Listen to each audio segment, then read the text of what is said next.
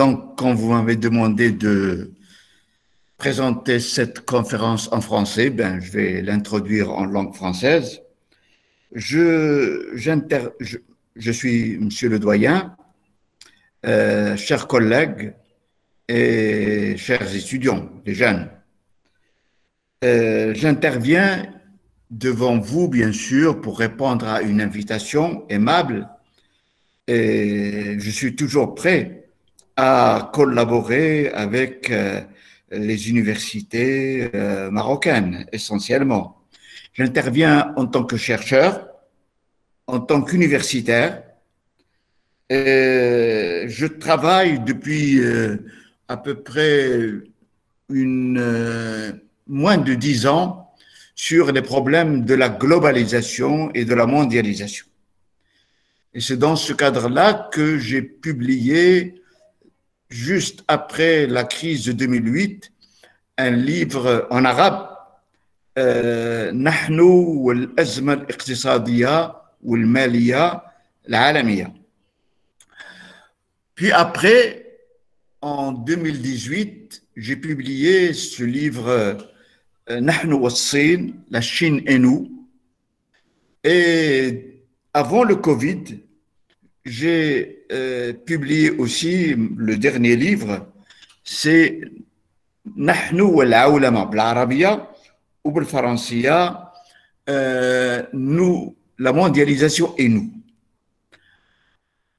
J'ai publié aussi dernièrement dans le cadre du Policy Center for New South, dans lequel je collabore en tant que senior fellow, un travail sur les effets du Covid, notamment sur l'économie mondiale, essentiellement, que j'ai appelé chronologie de confinement. Alors donc, vous m'avez demandé de vous parler de la stratégie des entreprises chinoises en Chine. Donc, vous avez constaté que je m'intéresse beaucoup à la Chine. Et donc, j'ai publié.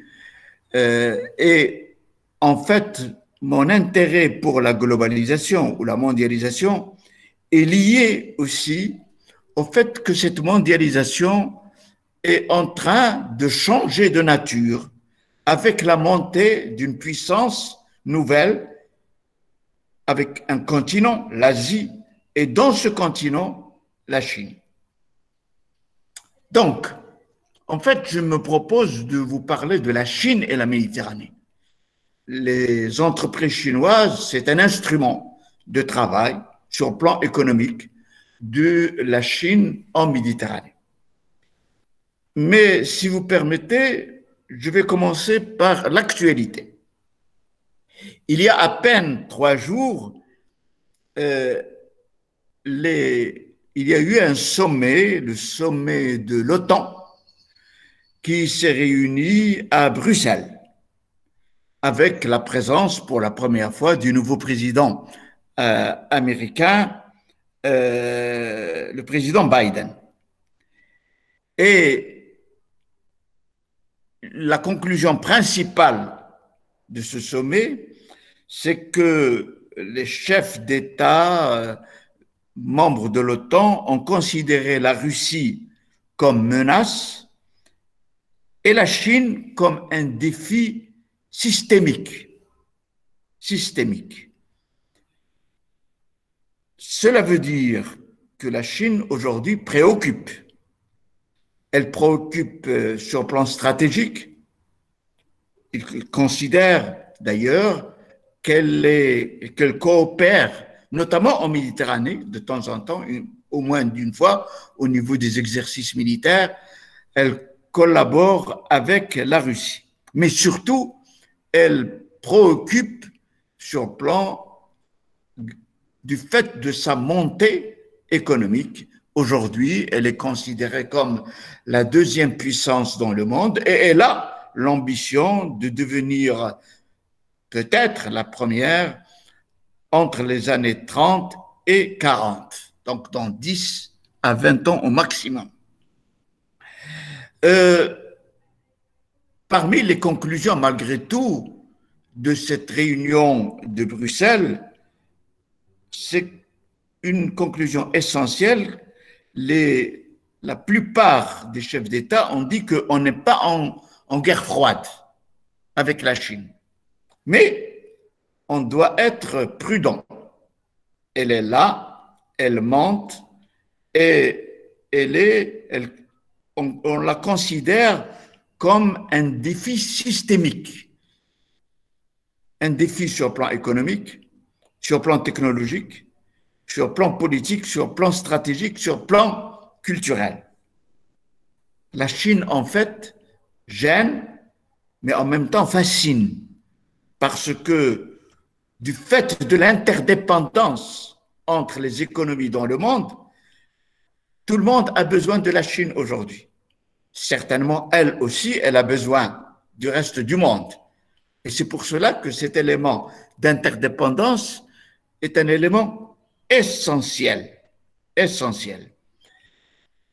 Alors, elle est, même avant-hier, il y a eu une réunion président Biden avec le président Poutine à Genève.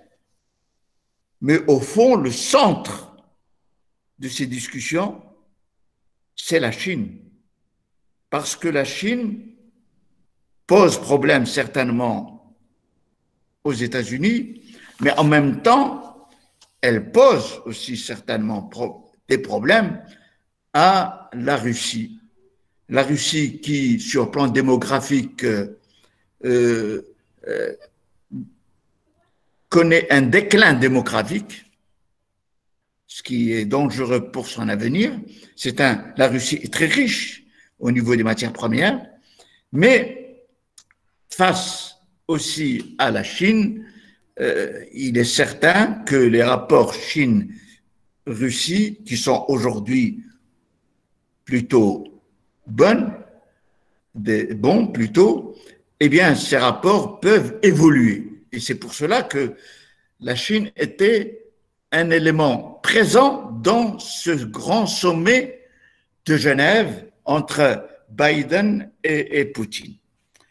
Alors, la Méditerranée, toujours dans mon introduction, la Méditerranée est aujourd'hui un relais, c'est un lieu de passage de ce qu'on appelle les nouvelles routes de la soie ou l'initiative de la ceinture et de la route.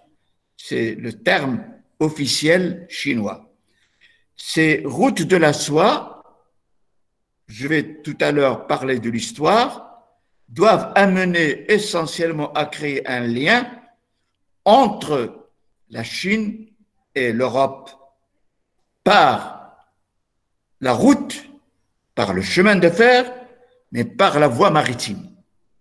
Et par la voie maritime, d'une façon ou d'une autre, cette route de la soie, pour arriver à l'Europe, doit passer par l'Afrique, le Golfe, le monde arabe, et puis le canal de Suez et la Méditerranée.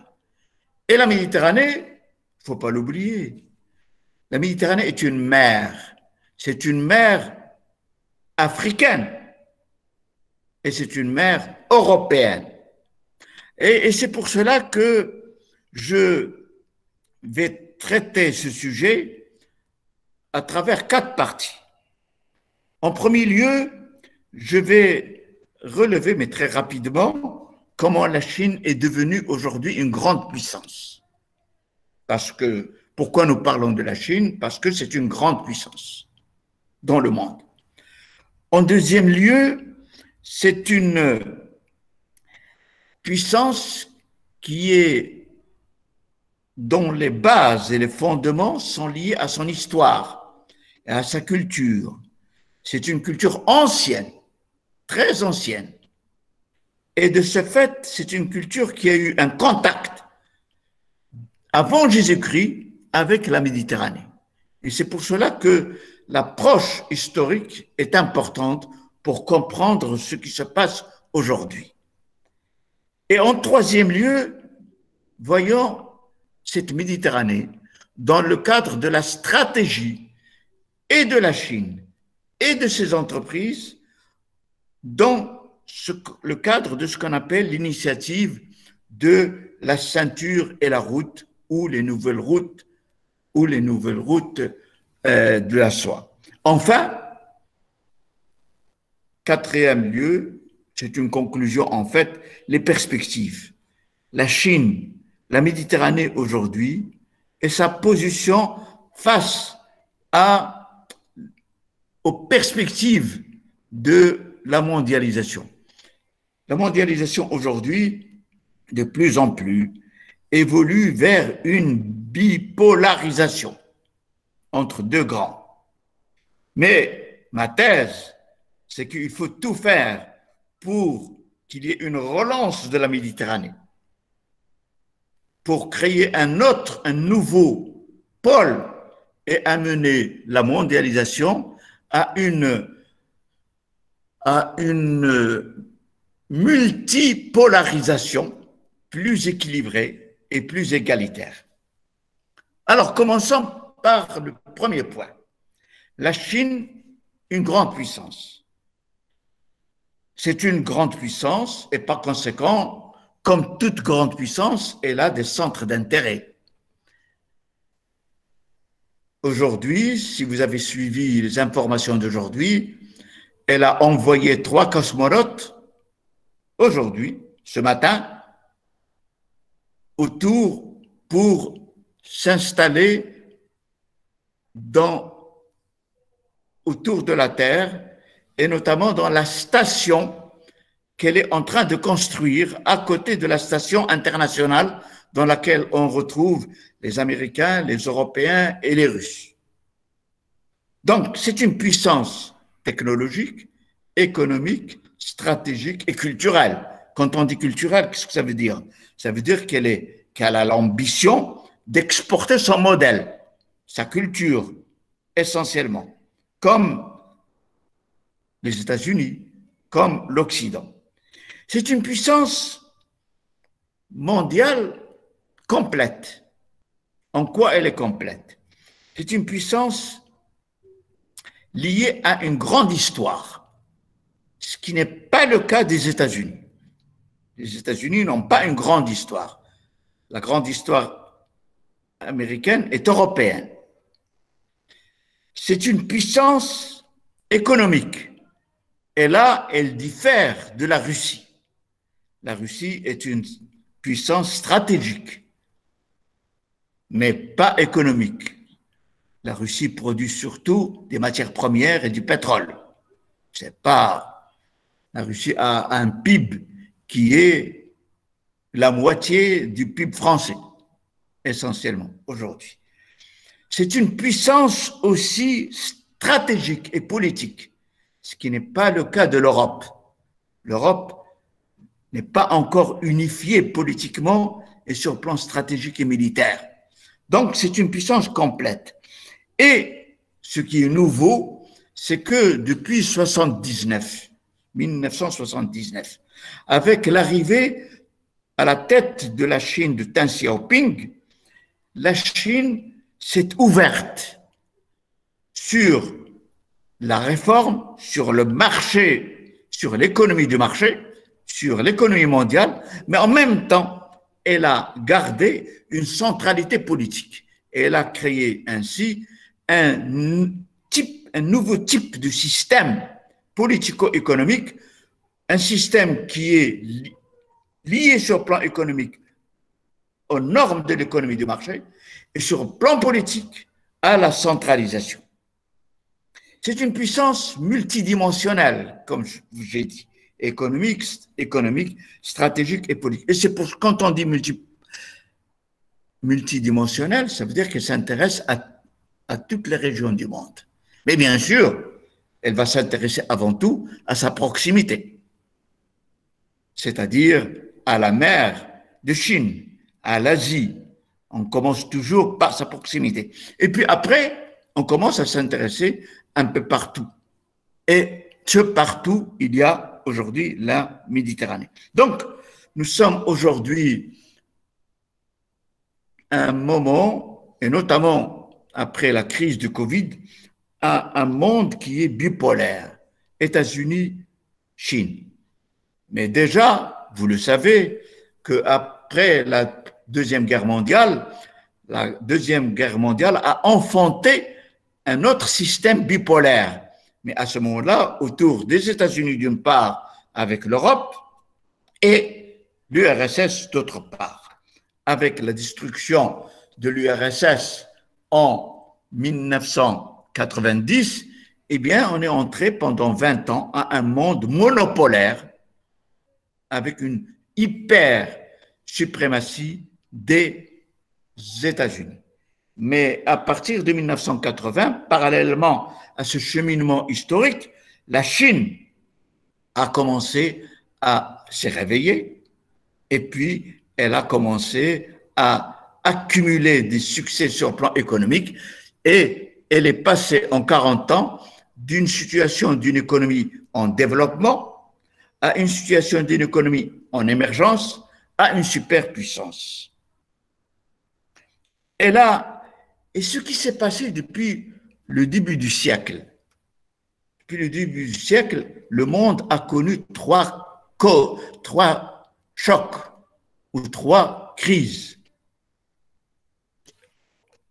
Un choc géopolitique, le 11 septembre 2001, une crise économique mondiale, 2008, et une crise sanitaire devenue une crise économique, 2020.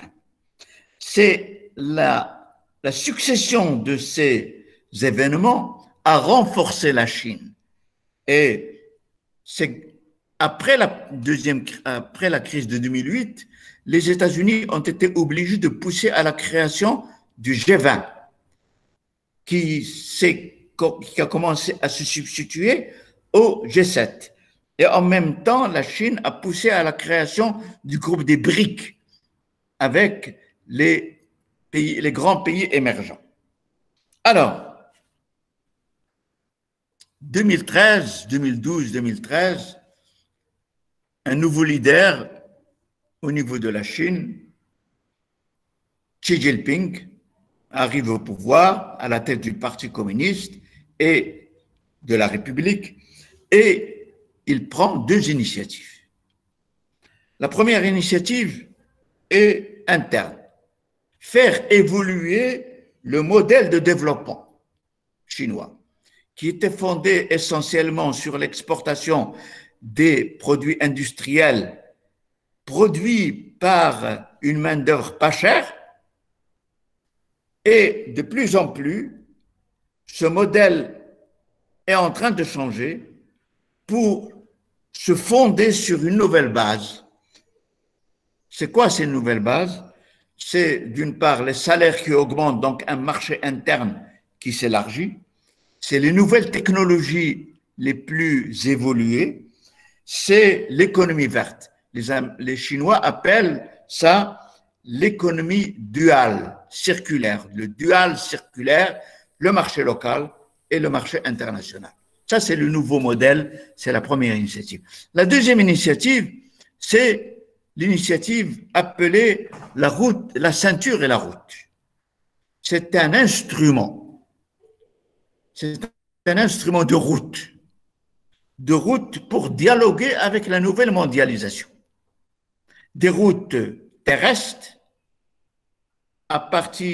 qui passent par l'Asie jusqu'à l'Allemagne et même jusqu'à l'Espagne, par le ferroviaire et par les routes, des routes maritimes qui, à partir des ports chinois, arrivent au Pakistan, puis l'Afrique de l'Est, le canal de Suez, et ils arrivent à la Méditerranée. Nous sommes en train d'arriver à la Méditerranée une troisième fois. Une route énergétique, essentiellement entre la Russie et la Chine, pour évacuer le gaz russe vers la Chine. Et à partir de là, c'est cette initiative a été présentée au reste du monde par la Chine. comme un instrument de partenariat entre la Chine et le reste du monde. Et jusqu'à maintenant, 75 pays ont adhéré dans des accords de partenariat avec la Chine, dont d'ailleurs le Maroc. Avant tout des pays asiatiques, des pays africains, des pays de l'Amérique latine et des pays européens. Alors, pour revenir à comprendre l'intérêt de la Chine pour la Méditerranée, il faut revenir et pour comprendre aussi l'initiative de la ceinture et de la route, il faut revenir, deuxième partie de mon intervention, faire une approche historique. La Méditerranée a été le berceau de la mondialisation, dans le sens d'un grand historien mais économiste important, Braudel, qui a considéré que la mondialisation est née essentiellement en Méditerranée, depuis les Grecs, les Romains, puis après. Et après, l'avènement du monde arabe, de la civilisation arabo-islamique, et bien sûr l'avènement des grandes villes, notamment italiennes, Gênes, Venise, etc. Et donc, à ce moment-là, la Méditerranée était le centre du monde. Et selon Braudel, c'est Braudel qui a théorisé le premier, les deux concepts centre et périphérie. Considère que dans une économie monde, ce qu'il appelle économie monde entre guillemets, il y a toujours un centre qui domine et qui rayonne sur les périphéries. Et dans ce centre, il dit, les salaires sont les plus élevés. Et plus on s'éloigne de ce centre, plus les salaires baissent. C'est ce qu'on va appeler le développement et le sous-développement au XXe siècle. Mais ce que nous ne savons pas beaucoup, c'est qu'en même temps, au moment où la Méditerranée rayonnait comme centre de la mondialisation, de la première mondialisation, il y avait une autre mer qui rayonnait ailleurs. Cette mer, c'est la mer de Chine.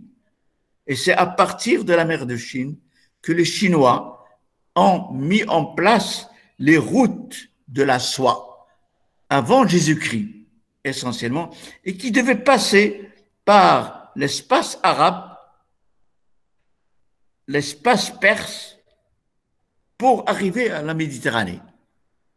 Et même, il y a eu une bataille célèbre en 751 entre les Abbassides et des armées chinoises. Elle s'appelle la bataille Talas en 751. Pendant cette bataille, il y a eu bien sûr une confrontation militaire, mais en même temps un contact. Les Arabes ont eu un contact avec les Chinois et ils ont constaté que les Chinois amènent avec eux un certain nombre de choses qu'on ne connaissait pas, que le monde ne connaissait pas, et notamment le papier et la poudre. Et ils vont reprendre le papier et la poudre du Chinois pour l'amener vers l'Europe. Et quand l'Europe va connaître sa grande montée, qui va l'amener à la Renaissance, puis après la Renaissance à la Révolution industrielle, eh bien, le premier apport, c'était en Méditerranée. La Chine, mais aussi l'Inde et la Chine, jusqu'au XVIIIe siècle, était la première puissance économique dans le monde. Mais à partir du XVIIIe, la Chine a commencé à connaître un processus de régression. Et en même temps, la régression a commencé en même temps en mer de Chine et en Méditerranée. Et vous savez, vous êtes à l'Araïch, au nord du Maroc. La régression de la Méditerranée a commencé en 1415 avec la conquête de Ceuta par les Portugais, qui ont fermé ce port au Maroc, mais aussi à l'Afrique. Et l'Afrique a été obligée alors de commencer à vendre des esclaves dans le cadre du commerce triangulaire Afrique, Amérique, qui venait aussi d'être découverte en 1492, et l'Europe. Donc, on a constaté, avec notamment le 18e et surtout le 19e siècle, la montée de l'Europe, ce qui va amener aux impérialismes. Et ces impérialismes ont amené à la colonisation de parties chinoises, notamment Hong Kong, 1840 déjà, par les Britanniques. Mais juste après, la colonisation a commencé à toucher aussi les pays du sud de la Méditerranée, notamment les pays arabes. Il y a eu l'expédition de Napoléon en 1798, il y a eu le congrès de Berlin qui a divisé l'Europe, qui a divisé l'Afrique et qui a amené à la colonisation de l'Afrique, et il y a eu la prise d'Alger en 1830. Et puis après la colonisation de la Tunisie et du Maroc en 1912. Et alors, la Méditerranée, à ce moment-là, est devenue une mer sous domination de l'Europe. Et au XXe siècle, la Méditerranée a perdu. Elle a beaucoup perdu et ne rayonne plus. C'est un lieu de passage. Et en même temps, la mer de Chine aussi a beaucoup perdu. Bien sûr, il y a eu la lutte pour les indépendances. Il y a eu la conférence de Bandung de 1955, dans laquelle on retrouve et la Chine, et le monde arabe, et l'Afrique. Et il y a eu, bien sûr, mais sur le plan économique, avec la Première Guerre mondiale et la Deuxième Guerre mondiale, les États-Unis ont imposé leur suprématie économique et la Méditerranée a perdu de son rayonnement. Et ce que nous avons vécu depuis 15 ans dans le monde, c'est tout ce qui s'est passé depuis 10-15 ans a été au détriment de la Méditerranée. Au sud, les pays arabes sont surtout des pays rentiers, c'est-à-dire leur dynamique économique est liée surtout au prix du pétrole. Il monte, il baisse, mais ce n'est pas des économies qui sont industrialisées. Et au nord, on a constaté que notamment depuis 2008, l'Union européenne est entrée dans une phase d'inertie avec un taux de croissance très bas, plutôt. Un peu l'Allemagne, qui arrive de temps en temps à 3%, mais et en même temps, ailleurs, c'est la montée des grandes économies émergentes et surtout asiatiques et surtout de la Chine. Alors maintenant, je passe à ma troisième partie, la Méditerranée et la stratégie chinoise. En fait, quand on dit la stratégie chinoise, on pense essentiellement à l'initiative de la route, de la ceinture et de la route. Eh bien, pour comprendre la Méditerranée, la Chine, quand elle a lancé cette stratégie, cette initiative, elle a mis en place des partenariats avec plusieurs régions. Il y a des partenariats avec des pays asiatiques, l'Asie centrale, il y a des partenariats avec l'Amérique latine, et puis il y a des partenariats autour de la Méditerranée, et notamment 3 partenariats autour de la Méditerranée. Premier partenariat, c'est le partenariat sino-africain, dans le cadre de ce qu'on appelle les FOCAC. Les FOCAC, ce sont les forums organisés depuis 2000 par la Chine avec les pays africains. Les FOCAC, le Forum de coopération avec les pays africains. Et là, les dernières réunions de FOCAC ont eu lieu à Johannesburg en 2015 et puis en 2018 à Pékin. Et le prochain va avoir lieu à à Dakar en 2021. J'ai su dernièrement qu'il va se faire d'une façon virtuelle. Avec ce monde arabe, il y a l'Afrique du Nord. Et l'Afrique du Nord, sur le plan géographique, commence de l'Égypte au Maroc. Eh bien, avec l'Afrique du Nord, c'est l'Afrique méditerranéenne. Et la Chine va s'intéresser à l'Afrique. Pourquoi? Parce qu'elle est devenue l'atelier du monde. Et donc, elle a besoin des matières premières, minérales, et elle a besoin du pétrole et du gaz. Et donc, la Chine va commencer à commercer avec l'Afrique.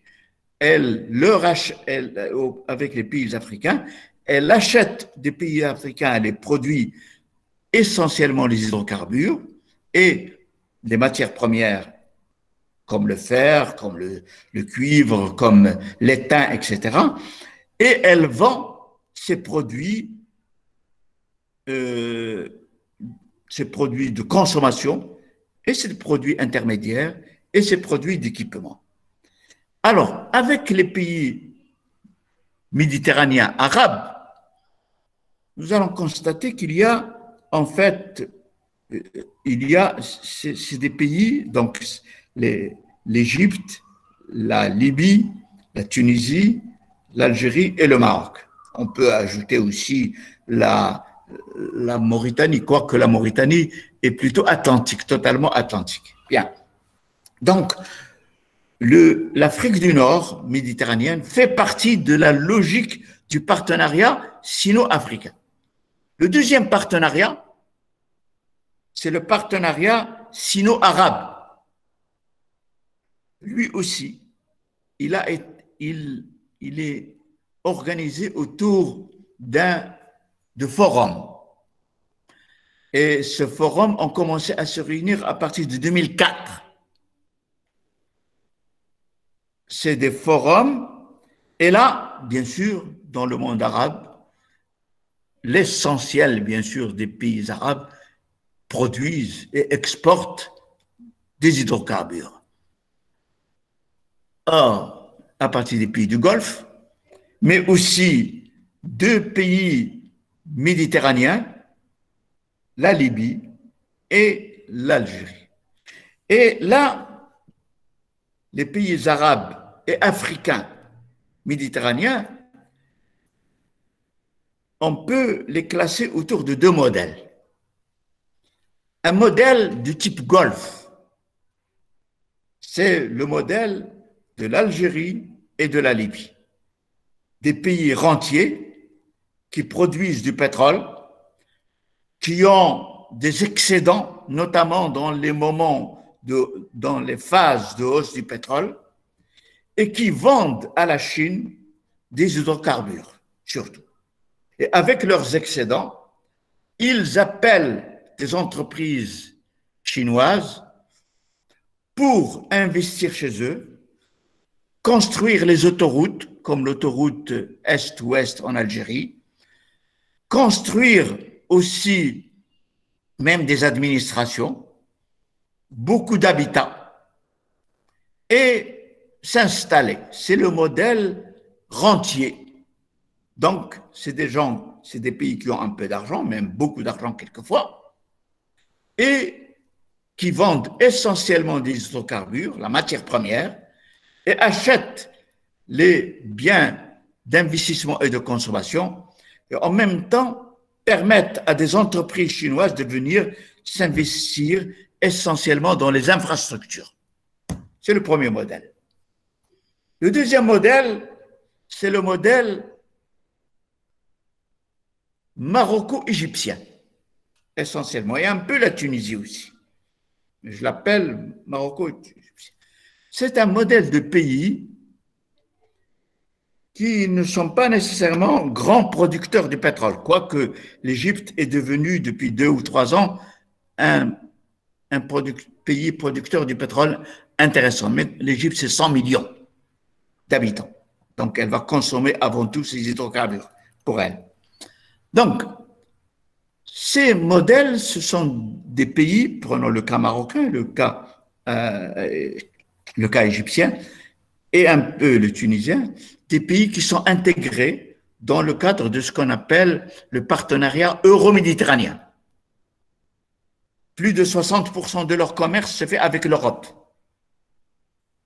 Et là, c'est la Méditerranée. Et en même temps, c'est des pays qui ont une ambition de développer des rapports avec l'Afrique. C'est le cas du Maroc. Les initiatives royales ces dernières années ont amené un approfondissement des relations du Maroc avec l'Afrique. Alors là, la Chine va opter pour une autre stratégie. C'est pousser à la création de zones industrielles dans ce type de pays. Une zone qui a déjà commencé, c'est la zone industrielle à côté du canal de Suez, essentiellement. Et la deuxième zone qu'elle veut initier, c'est la ville Mohammed VI, à côté de Tanger, pas loin de chez vous, donc une zone industrielle, pour produire essentiellement des produits industriels, en partie pour le marché égyptien ou marocain, mais en grande partie pour l'exportation. Voitures, par exemple,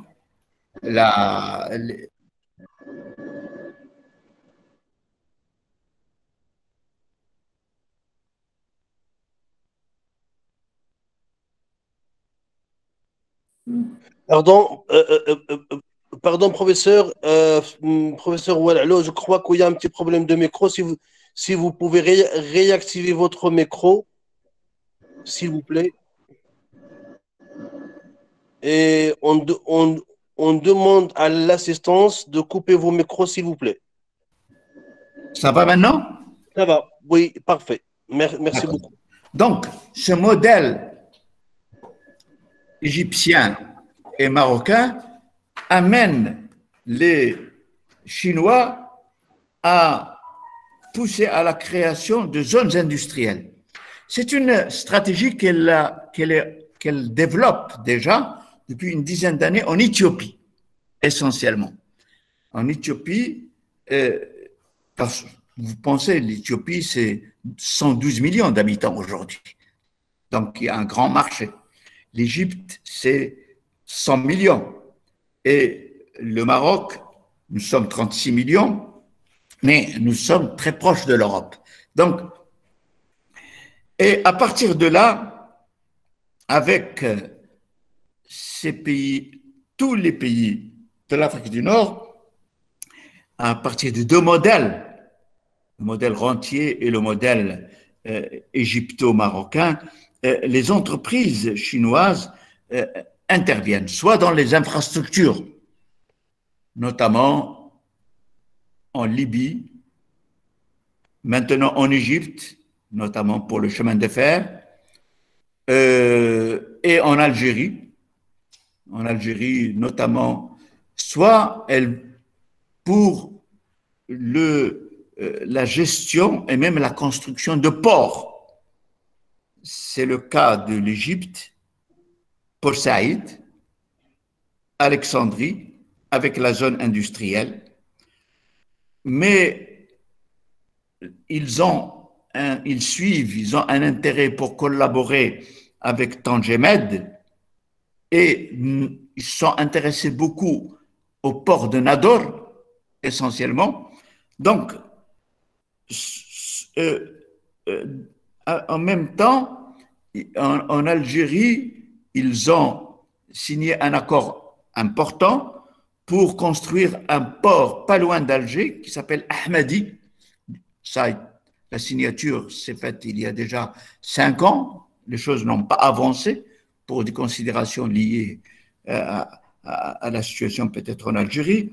Ils ont signé un accord pour l'exploitation du fer de garage billet qui est au sud et que dans les années 60, on voulait faire exploiter dans le cadre d'une collaboration entre le Maroc et l'Algérie. Donc, voilà. Et en même temps, ils ont un grand projet aujourd'hui de construction ils interviennent beaucoup dans la construction de la nouvelle capitale administrative en Égypte. Et au Maroc, ils ont ce projet d'une zone industrielle à côté de Tanger, Mohamed VI Tech. C'est un projet qui est l'équivalent aussi du projet qu'ils veulent développer en Égypte, à côté du canal de Suez. Troisième type de partenariat, mais cette fois, il n'y a pas de forum. C'est la Chine avec l'Europe du Sud. Et là, ça devient un peu compliqué. La Chine a développé un partenariat sans forum, parce que le forum est un cadre de conception. C'est le forum arabe et le forum africain. Là, la Chine a commencé à travailler avec 6 pays de la Méditerranée du Sud. Avant tout la Grèce, et notamment pendant la crise de 2008, l'Italie, Malte, l'Espagne, le Portugal et Chypre. Alors vous constatez qu'un certain nombre de ces pays font partie de l'Union européenne. Mais ce n'est pas les pays les plus développés de l'Union européenne, essentiellement. Et avec ces 6 pays, la Chine a développé des partenariats autour de 2 secteurs. En 2013, elle a organisé à Rome un forum sur l'agriculture. Et juste après, elle a organisé à Xiamen, en Chine, un forum sur la coopération maritime. L'objectif, dit la Chine, c'est de créer un passage économique bleu, entre guillemets, qui relie la Chine à l'océan Indien, à l'Afrique, à la Méditerranée. Vous avez constaté qu'un pays, un grand pays de l'Union européenne, et qui est méditerranéen, est absent. C'est la France. Tout simplement parce que la France est considérée par la Chine, comme l'Allemagne, comme une puissance moyenne. Et par conséquent, elle veut développer avec elle des relations dans la logique Union européenne-Chine. Et là, il y a toute une grande logique, parce qu'il ne faut pas oublier que l'Union européenne est le premier marché du chinois. Le premier marché, c'est l'Union européenne, essentiellement. Et comme je vais le montrer tout à l'heure, pour ces 90% des échanges avec l'Union européenne se font par voie maritime. Et donc, ils se font par la Méditerranée, nécessairement. Et c'est pour cela que la Chine s'est intéressée beaucoup à ces pays de l'Europe du Sud. Elle a développé aussi, mais là je passe très rapidement, des rapports spécifiques avec les pays de l'Europe de l'Est, ce qu'on appelle le groupe 16+1. 16 pays de l'Europe de l'Est et la Chine, 1. Ça, c'est en dehors de la Méditerranée. Enfin, voilà. Et donc, qu'est-ce que la Chine fait ou quelles se font les entreprises chinoises dans ces pays? Eh bien, ils gèrent avant tout des ports. Ils gèrent des infrastructures, et notamment le port de Pirée. Pirée, en Grèce. À l'occasion de la crise de 2008, comme la Grèce était trop endettée à ce moment-là, eh bien, elle a signé un accord qui permet à la Chine maintenant de gérer directement ce port. Et en même temps, les entreprises chinoises interviennent dans la gestion de certains terminaux, et notamment des terminaux en Italie, Trieste, mais il y a aussi un terminal du Port Saïd aussi, et essentiellement par l'intermédiaire d'une entreprise qui s'appelle China Merchant. Et en même temps, il y a un terminal qui s'appelle le terminal Comport dans le port de Ambardi, c'est le port d'Istanbul, donc en Turquie. Elle collabore, des entreprises chinoises collaborent avec les ports de Gênes, de Naples, de Trieste, et ils ont une pensée pour des ports portugais et espagnols. Et bien sûr, ils veulent travailler avec Tangemed, Nador, et ils veulent directement construire et gérer le port futur en Algérie, l'Ahmadi. Par exemple, avec Tangemed, vous savez que parmi les entreprises qui travaillent dans Tangemed, il y a une entreprise française dirigée par un franco-libanais, CMA CGM. Eh bien, cette entreprise, il ne faut pas oublier que parmi ses actionnaires principaux, il y a la Chine. Donc, d'une façon ou d'une autre, il y a une présence chinoise. Et en même temps, la Chine finance des connexions ferroviaires autour de la Méditerranée. En Égypte, du port de Pirée vers Belgrade, Budapest, ça n'est pas terminé, mais c'est en cours. C'est des projets qui sont en cours. Alors, donc, les trois partenariats dont j'ai parlé, africains, arabes et Europe de l'Est, Europe du Sud. Il y a un quatrième pénétrant. C'est un pénétrant important qui est humain et stratégique et en termes de communication. Quand les entreprises chinoises se sont installées en Algérie, ils ont amené une main-d'œuvre. Et aujourd'hui, il y a 60 000 Chinois installés en Algérie. Ils ont construit l'autoroute et en même temps, ils sont devenus des commerçants après. Nous n'avons pas ce phénomène au Maroc. En Libye, donc 60 000 Chinois en Algérie. En Libye, avant la chute de Kadhafi, il y avait 37 000 Chinois installés en Libye et qui ont travaillé essentiellement dans la construction, les bâtiments et les routes. Et avec les événements que la Libye a connus, la Chine a réussi à évacuer en une nuit les 37 000 Chinois et les a évacués sur la Grèce d'ailleurs. Et de la Grèce, ils sont partis en Chine. Donc, dans ce cadre-là, la Chine a commencé à réfléchir à la création de bases maritimes qui peuvent être même des bases militaires. Alors, en 2017, elle a signé un accord avec le gouvernement de Djibouti, donc c'est à Djibouti, mais c'est pas loin de la Méditerranée.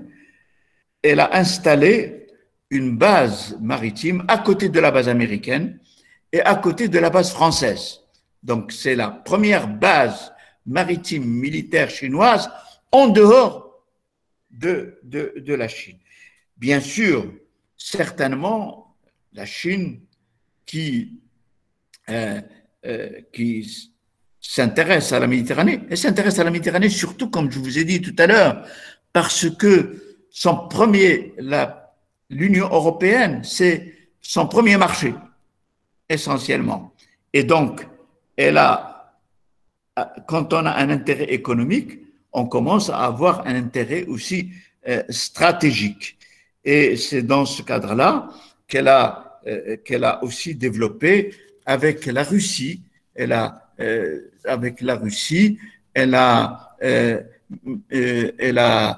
développé une sorte de collaboration stratégique, notamment des exercices militaires avec la Russie. Je crois que c'était il y a 3 ou 4 ans.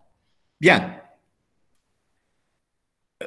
Pensez par exemple aux dizaines de jours quand le canal de Suez était bloqué par un bateau japonais. C'est tout le commerce chinois avec l'Europe et avec la Méditerranée qui était bloqué. Et par conséquent, c'est pour cela que la Chine essaye de trouver des solutions. Elle a, sur le plan stratégique, en 2015, elle a organisé ces exercices militaires dont j'ai parlé tout à l'heure avec la Russie. Mais surtout, elle est en train de développer l'installation de câbles sous-marins. C'est une autre infrastructure. À côté de l'infrastructure ferroviaire et routière, il y a l'infrastructure des câbles sous-marins, notamment depuis 2008, et notamment entre un câble qui s'appelle le câble Hannibal, entre l'Italie, la Libye et la Tunisie. Et donc, et il y a aussi un autre câble prévu depuis 2010 entre la Grèce et la Libye. Alors, ceci m'amène bien sûr à des problèmes politiques de la région. La Chine s'intéresse aux problèmes du Moyen-Orient. Elle a une position sur le conflit palestino-israélien. Elle est pour l'application de la légalité internationale, c'est-à-dire la création des deux États. Mais en même temps, il faut bien le dire, elle développe des relations importantes avec Israël, notamment sur le plan technologique. Il y a une collaboration technologique avec Israël. Elle s'intéresse à tout ce qui s'est passé, aux déstabilisations en Irak, en Syrie, en Libye, et elle attend, en fait, elle attend essentiellement, elle pousse à des solutions politiques et elle veut intervenir demain dans la reconstruction de tous les pays qui ont été déstabilisés. La Libye, la Syrie et l'Irak. Elle a des moyens. Donc, et en même temps, en Égypte, comme je vous ai dit, elle intervient pour la construction du chemin de fer et aujourd'hui, la construction de la nouvelle capitale administrative. Et au Maroc, il y a ce projet à côté du Tanger. En même temps, elle intervient elle suit l'accord nucléaire avec l'Iran. Pas oublier qu'on n'est pas loin de la Méditerranée. Et en même temps, elle veut garder de bonnes relations avec l'Arabie saoudite. Et c'est dans ce cadre-là qu'en 2018, le roi Salman de l'Arabie saoudite a effectué un voyage historique à Pékin, essentiellement pour intéresser la Chine dans la politique, ce qu'on appelle la vision 2030, de diversification du complexe, de diversification du complexe productif en Chine, en Arabie saoudite, pour permettre à l'Arabie saoudite et aux pays du Golfe en général de s'éloigner de la prédominance essentiellement de la rente pétrolière. Alors, c'est pour cela que autour de la Méditerranée, la Chine, mais pas seulement la Chine, même le Japon, et même l'Asie, même la Corée du Sud, sont en train de développer un nouveau concept qui peut se substituer au concept du Moyen-Orient. Le concept du Moyen-Orient est né de la Première Guerre mondiale, essentiellement, avec la fin de l'Empire ottoman. Et il a été renforcé avec la présence essentiellement américaine pour protéger la production pétrolière des pays du Golfe. Eh bien, ce concept du Moyen-Orient, il est en train maintenant d'évoluer du côté des pays asiatiques et notamment chinois vers un nouveau concept qui s'appelle l'Asie de l'Ouest. L'Asie de l'Ouest. L'Asie de l'Ouest, ça veut dire que le Moyen-Orient est lu à partir de l'Asie. À partir de l'Asie. Et ceci m'amène à la conclusion, mais en même temps à la quatrième partie.